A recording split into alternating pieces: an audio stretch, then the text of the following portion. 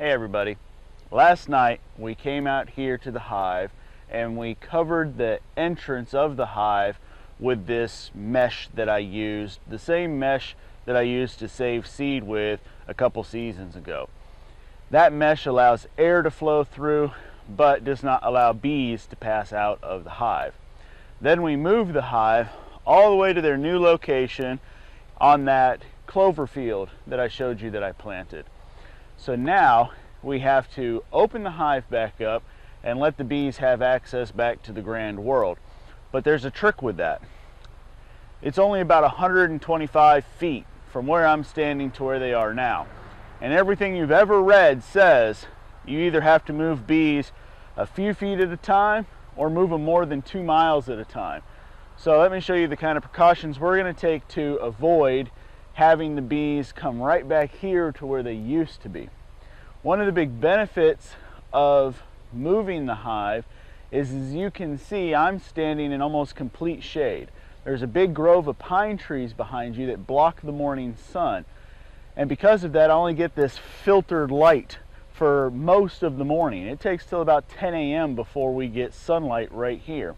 But where the bees are now, they've had light for at least the last 20 to 30 minutes. So they're going to have a much quicker start to the day, going to help with IPM, pest management, because of having light on them for so much. So that's another reason that we've moved the hive over there. So step one, we're going to go cut some tree limbs to block the entrance of the hive.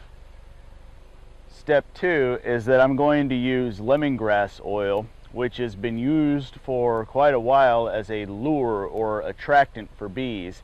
I'm going to put some on these cotton balls and place them near the entrance of the hive, hopefully as another way to make sure the bees want to come back to this area rather than them orienting back to their old home.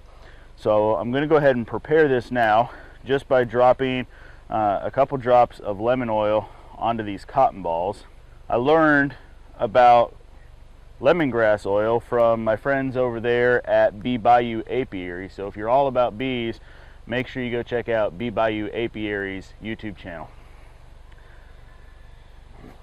Alright, so here's what's going to happen in fairly quick succession. I'm going to go down there and move away some of the mesh so the bees can start getting out. I'm going to put some of the cotton balls down there on the ledge of the entrance there. I'm going to place this small bough of pine needles right near the entrance, and then I'm going to cover the entire entrance using these cedar branches. And the idea being that the bees come out and quickly realize that everything has changed, and they take the time to do orientation flights and recenter themselves to this being the location of their hive so that they don't go back to where they used to be. So that's the method that we're trying to see if we can quickly move the bees to this new location. All right, so there we are. It's not an obstruction in that they can't get past, but it is an obstacle for them to have to get around. So the bees will reorient their position and now come back to this hive. So let me know how you do it. Have you ever tried to move a hive more than just 2 or 3 feet at one time, but not 2 miles away? Let me know how it went for you and what your tips and tricks were, and come back and we'll let you know how this worked out for us.